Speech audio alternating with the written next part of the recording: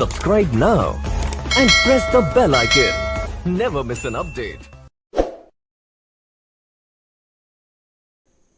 Hello प्यारे दोस्तों, आप सभी लोगों का आपके अपने online channel maxima education point में फिर से बहुत बहुत स्वागत है। देखिए, जैसा कि आप सभी लोग जानते हैं कि हम लोग फिजिक्स में बीएससी फर्स्ट ईयर का जो सिलेबस है उसे समाप्त करने का पूरा प्रयास कर रहे हैं और उसके अंतर्गत मैथमेटिकल फिजिक्स के फर्स्ट यूनिट को लेकर के लगभग 4 क्लासेस आपको मिल चुकी हैं। क्योंकि सभी, चाहे वो मैथमेटिकल फिजिक्स हो, चाहे वो न्यूटोनियन मैकेनिक्स हो, चाहे वो थर्मोडायनेमिक्स हो या फिर बेसिक सर्किट ऑफ इलेक्ट्रॉनिक्स ही क्यों ना हो, इन सभी पेपर में लगभग 3 से 4 यूनिट्स आपके न्यू सिलेबस में दी गई हैं। तो आप सभी लोग, जितने लोग चैनल पे नए हैं, वे सभी लोग इसी वीडियो के नीचे जो डिस्क्रिप्शन दिया गया है उसमें जाकर के पुरानी वीडियो के जो लिंक है उस पर क्लिक करके स्टार्टिंग से पहले सिलेबस, उसका भी एक वीडियो है, फिर 3 जो है टॉपिक आपका सिलेबस जैसे चल रहा है उसको बहुत बेहतरीन तरीके से देख लेंगे। अब हम लोग आज की क्लास स्टार्ट करते हैं।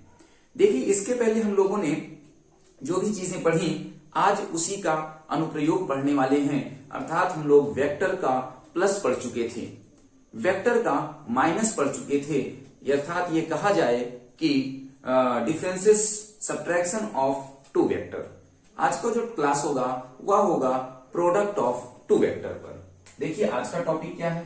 आज का टॉपिक है product of 2 vector. Product of 2 vector. देखिए, 2 वेक्टर को प्रोडक्ट मतलब मल्टीप्लाई हम लोग किस प्रकार से करते हैं आप सभी लोगों ने पुरानी क्लासेस में जरूर पढ़ा होगा। फिर भी हम उससे और भी अच्छा आपको बताने का प्रयास करेंगे और आप सभी लोगों को यदि क्लास समझ में आए तो बिल्कुल भी नकारना नहीं है और वीडियो चैनल को सब्सक्राइब करके ज्यादा से ज्यादा वीडियो को शेयर कर देना है।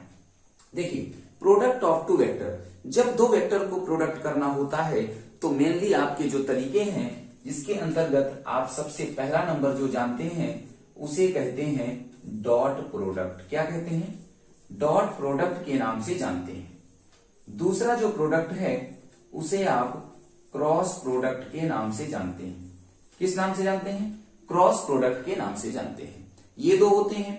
इसी के साथ आपके सिलेबस में एक नया प्रोडक्ट जोड़ा गया है जिसका नाम है वेज प्रोडक्ट। क्या नाम है? Wedge product. फिर भी नाम आपको तीनों ध्यान देने हैं। परीक्षा में ज्यादातर जो प्रश्न है वो आपका क्रॉस और डॉट से पूछा जाएगा, क्योंकि वेज प्रोडक्ट का जो सिलेबस आप में इंक्लूड किया गया है वो केवल और केवल वेज प्रोडक्ट को डिफाइन किया गया है। उसको हम लोग अगली क्लास में यहां देखने का प्रयास करेंगे। क्लियर है? 3 प्रकार से हम 2 वेक्टर को मल्टीप्लाई कर सकते हैं, डॉट प्रोडक्ट, क्रॉस प्रोडक्ट और वेज प्रोडक्ट। तो इसके अंतर्गत सबसे पहला जो टॉपिक होगा आपका, सबसे जो पहला टॉपिक होगा अर्थात डॉट प्रोडक्ट। आप इस चीज को यहीं पास नोट कर लेंगे कि हम लोग इस डॉट प्रोडक्ट को स्केलर प्रोडक्ट के नाम से भी जानते हैं। किस नाम से? स्केलर प्रोडक्ट के भी नाम से जानते हैं। प्रोडक्ट स्केलर प्रोडक्ट के नाम से जानते हैं। अब आपको जब समझना है कि स्केलर प्रोडक्ट क्या होता है तो ध्यान से यहां समझेंगे। देखिए, जैसे कि हमारे पास ये कोई वेक्टर दिया है। क्या दिया है? वेक्टर दिया हुआ है और इस वेक्टर का नाम मान लेते हैं ए है। क्या है? ए है। 2 वेक्टर मल्टीप्लाई करने हैं। यहां से ये मानते हैं कोई दूसरा वेक्टर बी है जो इसके साथ थीटा एंगल पर बना रहा है। कितने एंगल पर? थीटा एंगल पर। यदि हम इस पॉइंट को पी माने और यहां से परपेंडिकुलर ड्रॉप करें तो आप बताइए कि इसके 2 कंपोनेंट होंगे कि नहीं। कंपोनेंट के बारे में आप लोग पुरानी क्लास में वीडियो में जाकर के देख सकते हैं। देखिए, यह रिजल्टेंट अगर हम इसे माने कि बी का काम कर रहा है तो एंगल के साथ लगा हुआ इसे हम कहते हैं बी कॉस थीटा और ये जो आपका होगा इसे क्या कहेंगे? बी साइन थीटा कहेंगे। अब हमें इन दोनों वेक्टर के प्रोडक्ट को फाइंड आउट करना है। तो देखिए, स्केलर प्रोडक्ट को आप कैसे लिखते हैं? Vector A dot vector B. क्यों? क्योंकि डॉट है तो दोनों के बीच में क्या लगेगा? डॉट लगेगा। इसका जो फॉर्मूला होता है ए बी कॉस थीटा होता है। क्या होता है? A dot B equal to A B cos theta होता है। अब आपसे यदि डिफाइन करने के लिए बोले कि आप इसे डिफाइन करिए कि डॉट प्रोडक्ट क्या होता है, तो आप यहां ध्यान से देखिएगा, सबसे बेहतरीन तरीके से आपको बताने वाले हैं कि यह जो वेक्टर है ए है, जिसपे वेक्टर नहीं लगा, ये वेक्टर ए के मैग्नीट्यूड को रिप्रेजेंट करता है, परिमाण को रिप्रेजेंट करता है। उसी प्रकार से वेक्टर बी, ये जो बी है बिना वेक्टर वाला, यह बी के परिमाण को रिप्रेजेंट करता है।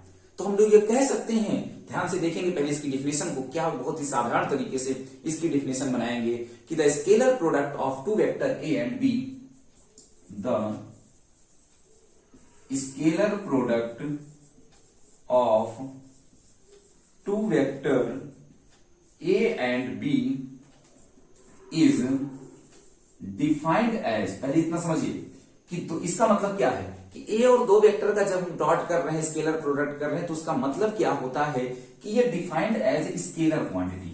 क्या होगा? स्केलर क्वांटिटी को रिप्रेजेंट करता है, इसीलिए इसका नाम डॉट प्रोडक्ट के साथ साथ स्केलर प्रोडक्ट भी हो जाता है। अब क्या होगा? Quantity which is equal to the, अब देखिए ये जो दोनों का डॉट प्रोडक्ट है, ये किसके इक्वल है? Which is equal to the, किसका? मैग्नीट्यूड का product, to the product of magnitude of vector A and vector B. साथ ही साथ cosine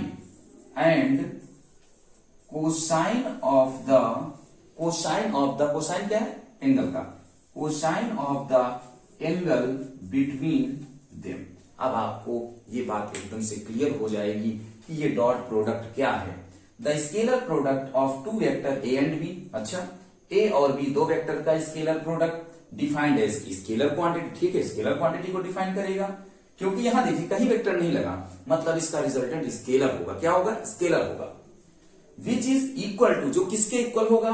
product of magnitude of A and B and cosine of the, देखिए ए का magnitude, B का magnitude, और दोनों के बीच कितना एंगल है उसके कोसाइन के इक्वल हो जाता है। क्लियर है? इसीलिए हम लोग इसे लिखते हैं, ये देखिए फिर से इस लाइन को लिखते हैं, A dot B equal to A B cos theta लिख सकते हैं। अब देखिए थोड़ा सा इसे इंटरचेंज करेंगे। यदि आप इसमें से इस ए को बाहर करें और यहां बी कॉस थीटा लिख दें, तो देखिए क्या अंतर होगा? ए बी कॉस थीटा क्या ओ से एन तक है? क्या ओ से एन तक है? इसका मतलब ए डॉट बी को हम ए डॉट ओ एन भी लिख सकते हैं। ए डॉट ओ एन का मतलब क्या क्लियर हो रहा है कि scalar product of two vector is equivalent to the product of magnitude of first vector and component of other vector in the direction of X axis. ध्यान देंगे इस चीज को। और एक और डिफिनेशन, ये जो डिफिनेशन है ये आपको किसी भी किताब में नहीं मिलेगी, इसलिए आप इसे अपनी नोट में जरूर नोट्स में लिख लें। ठीक है? That scalar product of two given vector is equal to the product of the magnitude of first vector and the component of another vector in x axis। बहुत ही बेहतरीन तरीके से आपको समझ में आया होगा।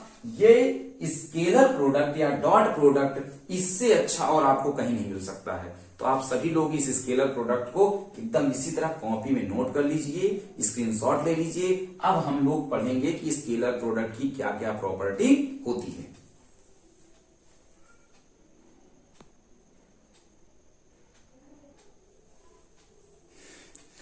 तो आप लोगों ने देखा कि डॉट प्रोडक्ट या स्केलर प्रोडक्ट कितना आसान है, इससे आसान कुछ भी नहीं है। अब हम लोग ध्यान देंगे कि इस स्केलर प्रोडक्ट की प्रॉपर्टी क्या क्या होती है, अर्थात ये स्केलर प्रोडक्ट या डॉट प्रोडक्ट किस प्रकार से फॉलो होता है। तो इसके अंतर्गत लगभग 6 से 7 प्रॉपर्टीज आपको देखने को मिलेगी, जिसमें सबसे पहली प्रॉपर्टी जब आप देखेंगे तो आपको पता चलेगा कि स्केलर प्रोडक्ट में जब थीटा की वैल्यू चेंज होती है, अर्थात ए डॉट बी बराबर कितना, ए बी कॉस थीटा, तो जब थीटा की वैल्यू चेंज होगी तो ए डॉट बी का मान भी परिवर्तित हो जाएगा। कहने का मतलब यह है कि जब थीटा की वैल्यू 90 180 के बीच में होगी, या फिर 0 और 90 के बीच में होगी, या फिर 90 के इक्वल होगी, तो इन सब जगह पर कितना परिवर्तन होगा, इन सब चीजों को हम प्रॉपर्टीज में देखेंगे। देखिए ध्यान से आप इसे देखिए, प्रॉपर्टीज ऑफ स्केलर प्रोडक्ट। पहला, scalar product of two vector जब कब थीटा की वैल्यू 90 से कम हो लेकिन 0 या 0 से बड़ी हो तो कॉस थीटा की वैल्यू पॉजिटिव होगी, अर्थात ए डॉट बी का मान क्या आएगा, पॉजिटिव आएगा। दूसरा, थीटा की वैल्यू 180 से छोटी हो लेकिन 90 के इक्वल या 90 से बड़ी हो तो कॉस थीटा का मान नेगेटिव होगा, अर्थात ए डॉट बी भी क्या आएगा, नेगेटिव आएगा। थर्ड है, थीटा की वैल्यू यदि 90 हो जाती है तो कॉस थीटा 0 हो जाएगा। क्यों? क्योंकि कॉस 90 0 होता है और ए डॉट बी का मान कितना मिलेगा, 0 मिलेगा। ये रही आपकी पहली प्रॉपर्टी। दूसरी property, A dot B equal to कितना होता है, ए बी कॉस थीटा होता है। मैग्नीट्यूड में ए बी इक्वल होता है किसके, बी ए के। जब ए बी बी ए के इक्वल होता है तो हम लोग ए बी के जगह में बी ए लिख सकते हैं, लिख सकते हैं। जब ए बी की जगह में बी ए लिख सकते हैं तो ये और कुछ भी नहीं, बी डॉट ए है। क्या है, vector B dot vector A है, तो हम कहेंगे A dot B equal to B dot A हो जाएगा। और यही होता है scalar product obey commutative law. मतलब ये किसके, ये कौन से लॉ को फॉलो कर रहा है, ये कम्यूटेटिव लॉ को फॉलो कर रहा है। चलिए तीसरा, फॉर 3 वेक्टर, किसी ने कहा नहीं हम 3 वेक्टर की बात करेंगे तो कर लो। तीनों वेक्टर ए बी सी हैं, इनका जो स्केलर प्रोडक्ट होगा वह डिस्ट्रीब्यूटिव ओवर एडिशन को फॉलो करेगा, नियम का पालन करेगा। जैसे ए डॉट बी प्लस सी, तो ए डॉट बी हो जाएगा और एक बार ए डॉट सी हो जाएगा। अगली प्रॉपर्टी, फॉर परपेंडिकुलर, किसी ने कहा कि 2 वेक्टर हैं, दोनों वेक्टर एक दूसरे से कैसे हैं, परपेंडिकुलर कंडीशन पे, इस तरह परपेंडिकुलर कंडीशन पे है, तो क्या होगा, कौन सा फार्मूला बनेगा। तो हमने कहा जब परपेंडिकुलर है तो थीटा की वैल्यू 90 हो जाएगी और ए डॉट बी का equal to A B cos theta होता है। तो थीटा इक्वल टू 90, तो आप कॉस थीटा में क्या रख देंगे, कॉस 90 रख देंगे। क्या रखेंगे, कॉस 90, तो ये हो जाएगा 0। जब 0 हो जाएगा तो आपकी वैल्यू कितनी हो जाएगी, A dot B equal to 0। यहां पे हमने लिखा है आई जे के यूनिट वेक्टर है। जब 3 तरीके से आप ऐसे बनाते हैं, एक्स एक्सिस, वाई एक्सिस और जेड एक्सिस, यहां देखिए तो ये इसका यूनिट वेक्टर आई होता है, इसका यूनिट वेक्टर जे होता है और इसका यूनिट वेक्टर के होता है। तो यहां पास आई डॉट जे डॉट के डॉट आई का मान कितना होता है, 0 होता है। ये रही 4 प्रॉपर्टी, आप इसे नोट करेंगे। इसके बाद की प्रॉपर्टी हम लोग तुरंत अभी पढ़ने वाले हैं।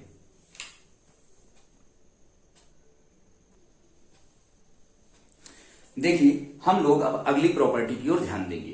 Property number 5। प्रॉपर्टी नंबर 5 जब आप ध्यान से देखेंगे तो यहां देखिए क्या है, I dot I equal J dot J equal के डॉट के इक्वल 1। अर्थात जब आप स्केलर प्रोडक्ट करेंगे, डॉट प्रोडक्ट करेंगे, तो यूनिट वेक्टर का स्वयं के यूनिट वेक्टर के साथ मल्टीप्लाई करने पर हमेशा 1 आएगा। और ये जे का आई का जे के साथ, जे का के साथ, के का आई के साथ जब यूनिट वेक्टर चेंज होगा in the terms of dot product, then answer will become 0। Clear है। Last property, property number 6। If A and B are 2 given vector, यदि 2 वेक्टर आपको दे दिए गए, देन यहां क्या होगा, then in terms of rectangular component, जब हम 2 वेक्टर को, एक वेक्टर ए है दूसरा वेक्टर बी है, दोनों को in the terms of rectangular component लिखते हैं तो ए का मान कितना होता है, A X I A Y J A Z के होता है कंफर्म है। B X I B Y J B Z के। हमें क्या करना है, दोनों का डॉट प्रोडक्ट निकालना है। तो ए डॉट बी कर दिए, ये देखिए ए का मान रख दिए और बी का मान रख दिए, दोनों के बीच में डॉट लगा दिए। अब ये एक एक करके चलेगा, A X B X I I, A X B Y I J, A X B Z I थे। क्लियर है? इस तरीके से पूरा टर्मिनोलॉजी हम इसे मल्टीप्लाई कर देंगे। और अभी हमने यहां देखा कि जब सेम टर्म हो जाएगा, सेम यूनिट वेक्टर, तो उसका आंसर 0। तो देखो यहां भी आपके पास ये जब डिफरेंट टर्म हो जाएगा तब 0, सेम टर्म में 1, तो यहां देखिए 0, यहां 0, यहां 0, यहां 0, यहां 0, यहां 0, तो 3 टर्म बचे, ax bx और i डॉट i का मान 1, ay by j dot j का मान 1, az bz k dot k का मान 1 हो गया। ये आपका स्केलर प्रोडक्ट की प्रॉपर्टी समाप्त होती है। आप इसे स्क्रीनशॉट लेंगे, नोट करेंगे। अब हम लोग पढ़ेंगे physical significance of scalar product. चलिए हम लोग देखेंगे physical significance of scalar product क्या होता है। दरअसल physical significance of scalar product में कोई भी नई चीज नहीं है।